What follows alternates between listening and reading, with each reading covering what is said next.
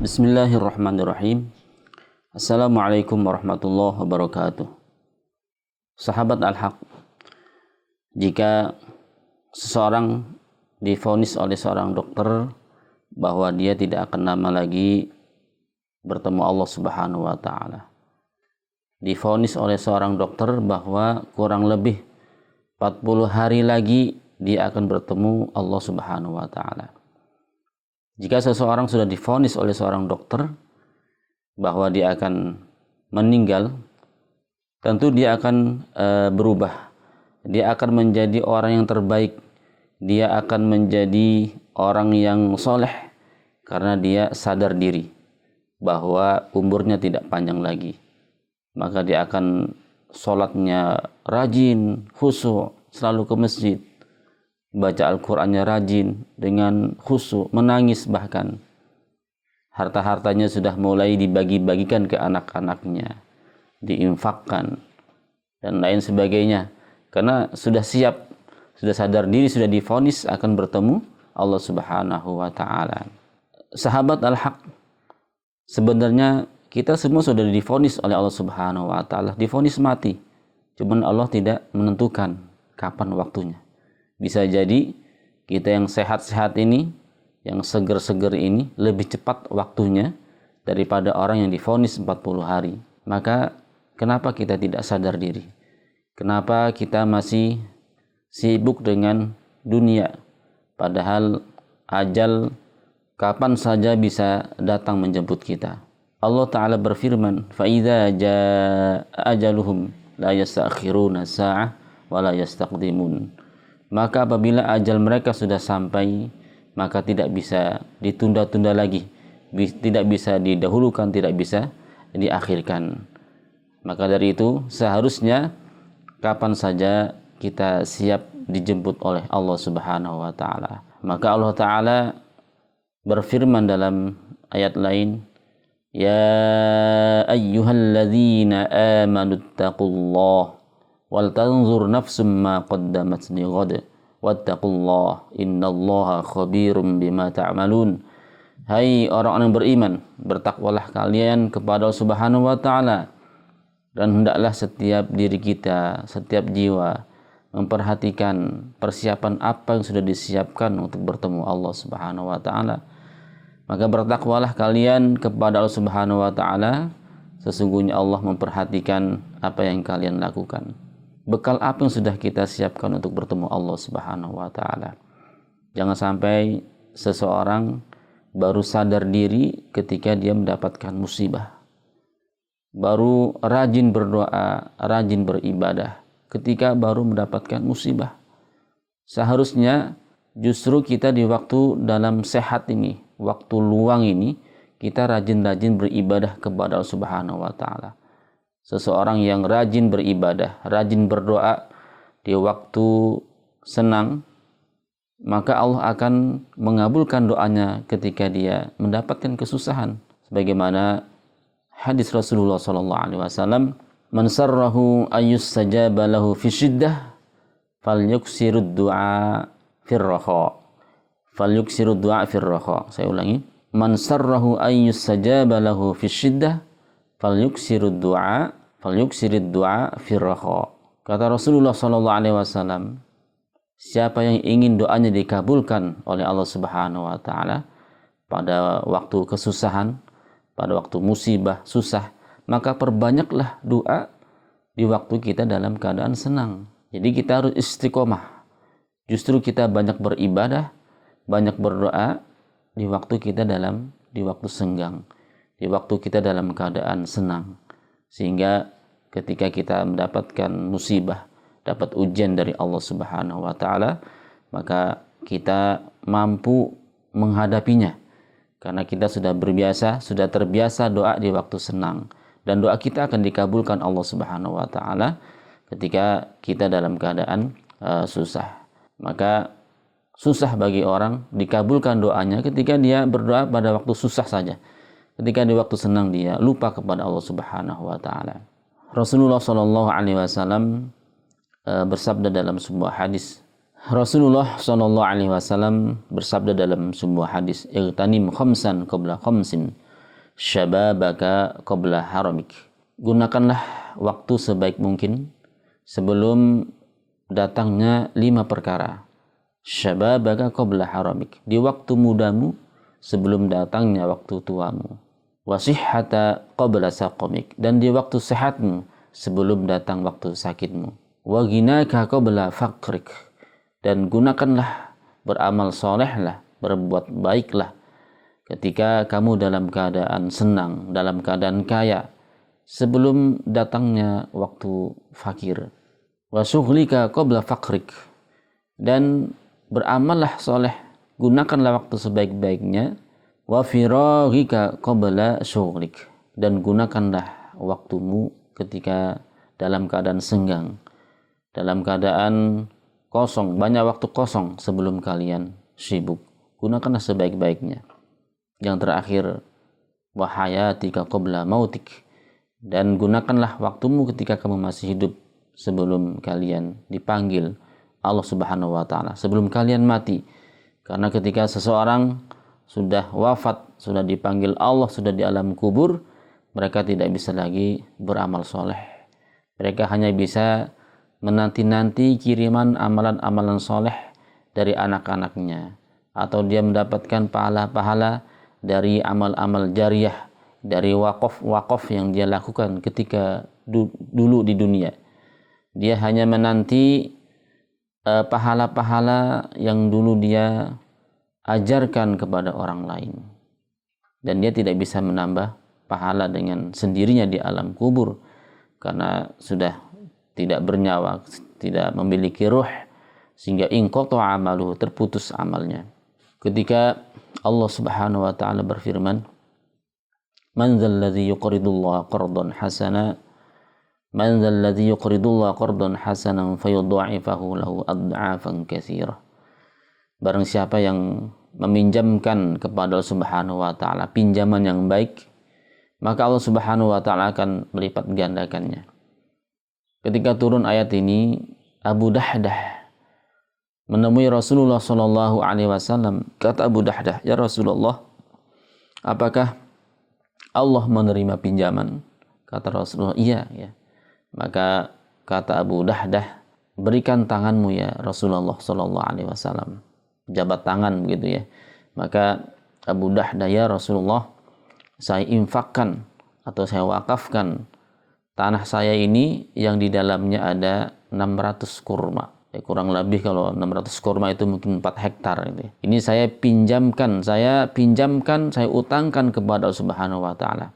Artinya saya wakafkan untuk Allah Subhanahu wa taala. Kemudian Abu Dahdah memanggil istrinya yang masih di dalam kebun kurma tersebut dan juga anaknya. "Wahai istriku," ya. Kata istrinya, labbaik suamiku, ya, ada apa gitu. Kata suaminya, kata Abu Dahdah, "Keluarlah dari kebun tersebut karena kebun ini sudah saya pinjamkan, saya wakafkan untuk Allah Subhanahu wa taala." Maka istrinya langsung keluar, dan juga kurma-kurma yang masih ada di sakunya, yang masih di mulutnya, dikeluarkan semuanya. Begitu juga anaknya, ya. Anaknya kebetulan bersama dengan ibunya diajak keluar, kurma yang masih dimakan dilepehkan agar mendapatkan pahala dengan sempurna. Ini Abu Dahdah, Masya Allah. Beliau responnya langsung ketika turun ayat Allah Subhanahu wa taala. Maka inilah amalan soleh yang terbaik. Amalan soleh yang terbaik adalah kita mewakafkan.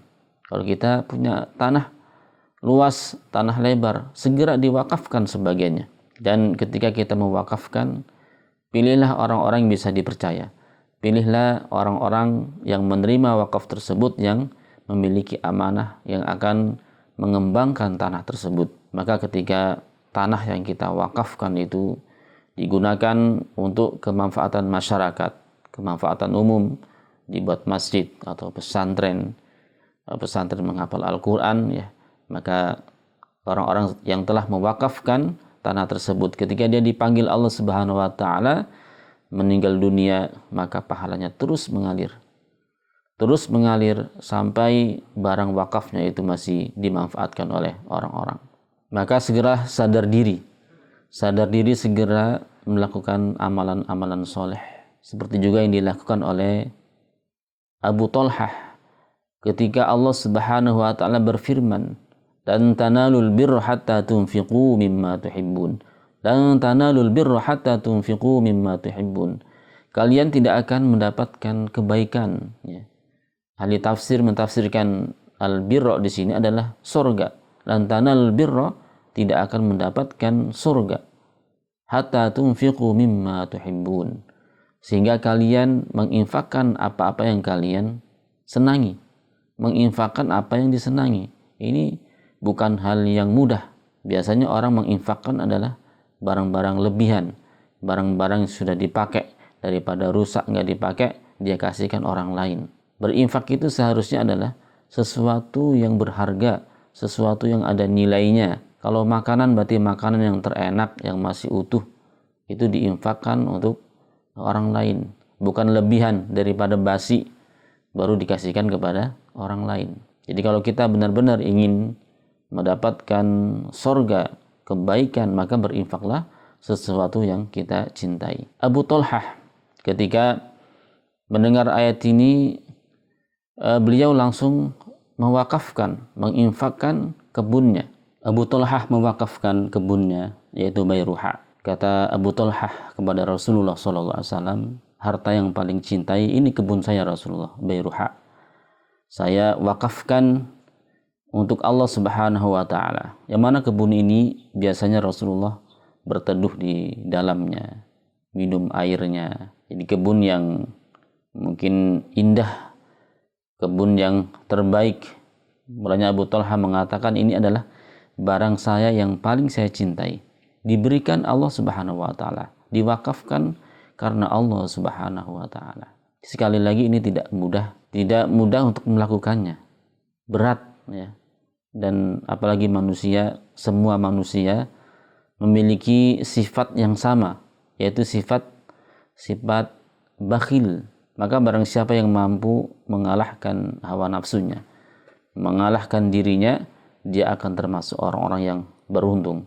Wa may yuqa syuhha nafsihi faulaika humul muflihun. Barang siapa yang mampu memecahkan kebakhilannya, sifat kebakhilannya, maka dia termasuk orang-orang yang beruntung. Sahabat Al-Haq dikisahkan dalam sebuah hadis, ada 2 atau 3 sahabat, yang maka 3 sahabat mereka ini adalah ahli jihad di jalan Allah Subhanahu wa taala. Sahabat yang satunya sudah duluan mati syahid di jalan Allah Subhanahu wa taala. Kemudian sahabat yang satunya lagi, dia setahun berikutnya, ya, dipanggil Allah Subhanahu wa taala.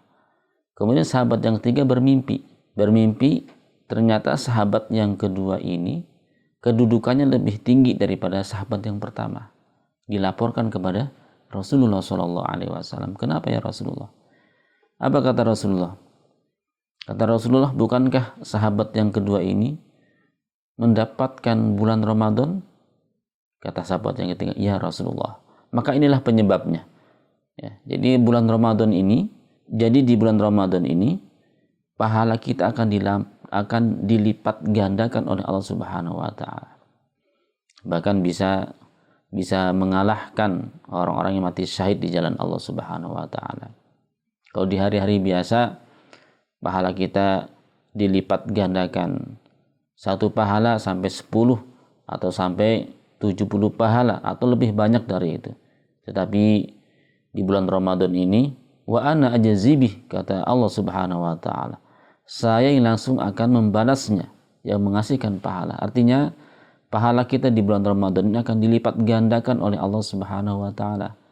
Bahkan sebagian ulama mengatakan, atau sebuah riwayat asar hadis mengatakan bahwa sholat sunnah itu pahalanya seperti orang melakukan sholat fardu, karena begitu besarnya pahala yang kita lakukan di bulan Ramadan ini.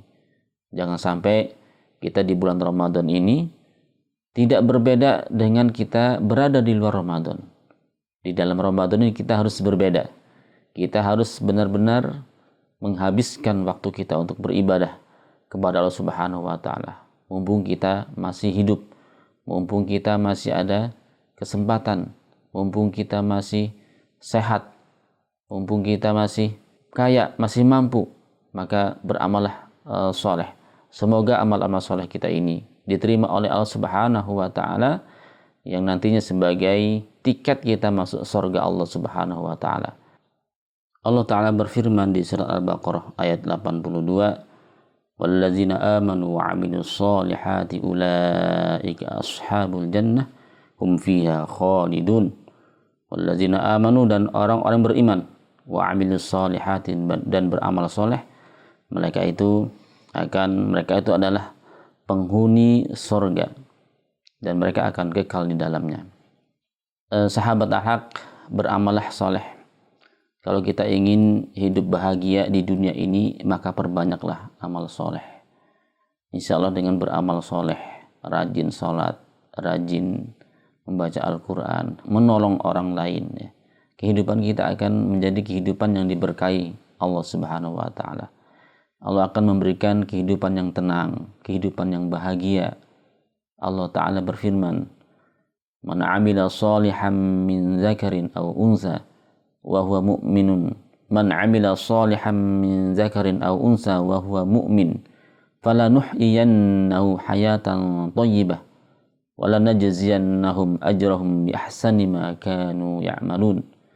Barang siapa yang beramal soleh, baik laki-laki ataupun perempuan, falanuhyiyannahu hayatan thayyibah, maka kami akan menghidupkan mereka, kami akan memberikan kepada mereka kehidupan yang thayyibah, kehidupan yang baik, kehidupan yang bahagia. Begitu juga kenapa kita selalu dianjurkan untuk menjadi orang baik, selalu beramal soleh. Ini juga tujuan yang kenapa kita dianjurkan untuk beramal soleh, untuk menjadi orang baik. Ini agar keturunan-keturunan kita, anak-anak kita juga akan menjadi orang-orang yang baik. Bagaimana kita bisa ingin mendapatkan anak-anak yang soleh, anak-anak yang ahli surga, tetapi kedua orang tuanya tidak pernah mengajak anak-anaknya untuk berbuat baik, untuk beribadah, untuk beramal soleh. Ini sesuatu yang jarang terjadi, mustahil bisa dikatakan, 1001 ya. Jadi orang tuanya kedua-duanya tidak baik, tidak beribadah, tapi anaknya masuk surga. Ini sesuatu yang jarang terjadi. Mungkin ada, tapi jarang. Jadi kalau kita ingin kebaikan-kebaikan itu nurun kepada anak-anak kita, keturunan kita, maka kita harus dari kita yang memulainya. Ya, kalau kita baik, insya Allah anak-anak kita juga akan menjadi baik. Bukankah banyak kisah para nabi itu adalah memang orang tuanya orang-orang yang soleh, para imam, ya, Imam Bukhari, Imam Syafi'i, dan imam-imam lainnya. Kalau kita melihat orang tua mereka adalah orang-orang yang soleh, orang-orang yang dekat kepada Allah Subhanahu wa Ta'ala, sehingga lahirlah para imam. Kita pun kalau ingin memiliki anak-anak yang soleh, memiliki anak-anak yang nantinya menjadi imam, menjadi mujahid, ya, maka kita yang harus memulainya. Makanlah makanan yang benar-benar halal. Dekatkanlah diri kepada Allah Subhanahu wa Ta'ala. Banyaklah berdoa kepada Allah Subhanahu wa Ta'ala. Insyaallah dengan kita selalu mendekatkan diri kepada Allah Subhanahu wa Ta'ala, rajin beribadah, maka doa-doa kita akan dikabulkan Allah Subhanahu wa Ta'ala untuk mendapatkan anak-anak yang soleh. Sahabat al-haq, ketika seseorang rajin beribadah, maka nanti di hari kiamat dia akan dipanggil oleh Allah Subhanahu wa Ta'ala dari pintu dari ibadah yang ia rajin melakukannya. Yang kata Rasulullah sallallahu alaihi wasallam, "Man kana min ahli shalah", barang siapa yang rajin melaksanakan salat, ahli salat, rajin melaksanakan salat, maka di surga nanti akan dipanggil oleh Allah Subhanahu wa Ta'ala dari pintu salat. Barang siapa yang rajin berjihad di jalan Allah Subhanahu wa Ta'ala, kehidupannya dihabiskan untuk berjihad di jalan Allah Subhanahu wa Ta'ala, du'iya min babil jihad, maka dia akan dipanggil oleh Allah Subhanahu wa Ta'ala dari pintu jihad. Dan barang siapa yang ahli sedekah di dunianya, dia selalu berinfak, dermawan orangnya, maka di hari kiamat nanti du'iya min babis sedekah, dia akan dipanggil oleh Allah Subhanahu wa taala dari pintu sedekah. Dan juga kata Rasulullah sallallahu alaihi wasallam, barang siapa yang ahli puasa, orang yang rajin puasa, maka dia akan dipanggil min babir rayyan. Dia akan dipanggil oleh Allah Subhanahu wa taala dari pintu Rayyan. Maka kita semua ini mau dipanggil dari Allah Subhanahu wa taala dari pintu yang mana? Maka rajin-rajinlah dari ibadah-ibadah. Kita fokuskan ibadah kita. Misalnya kita fokus diri memperbanyak puasa, atau fokus diri kita perbanyak sholat, rajin sholat ya. Ketika di masjid, sholat tahiyatnya tidak pernah ketinggalan. Habis wudhu dia selalu sholat. Pulang dari masjid sholat di rumah. Pokoknya selalu sholat ya. Insya Allah orang yang rajin-rajin sholat ini akan dipanggil oleh Allah Subhanahu wa taala dari pintu sholat nanti di hari kiamat nanti. Atau kita rajin bersedekah. Rajin bersedekah. Selalu ingat fakir miskin. Selalu hari-harinya dipenuhi dengan ingin berinfak di jalan Allah Subhanahu wa taala. Ketika naik mobil di jalan-jalan melihat ada anak-anak yang kurang mampu ya, dia segera beli nasi bungkus atau apa ya, kemudian balik lagi menemui anak tersebut, dia sedekahkan. Dia selalu terpanggil untuk melakukan sedekah, infak di jalan Allah Subhanahu wa taala. Ketika ada saudara-saudara kita menggalang dana untuk saudara kita di Palestina, menggalang dana untuk saudara-saudara kita yang kena musibah, dia segera menginfakkan di jalan Allah Subhanahu wa taala. Ketika sedang menggalang pembangunan masjid, maka dia segera menginfakkan sebagian hartanya. Maka orang-orang yang bersegera melaksanakan infak ini, yang dalam hadis sampai-sampai karena tangan kanannya sering berinfak sampai-sampai tangan kirinya tidak mengetahuinya. Maka orang-orang seperti ini insya Allah akan dipanggil oleh Allah Subhanahu wa taala dari pintu sedekah. Wallahu a'lam bishawab. Ini yang bisa disampaikan. Semoga ada manfaatnya. Assalamualaikum warahmatullahi wabarakatuh.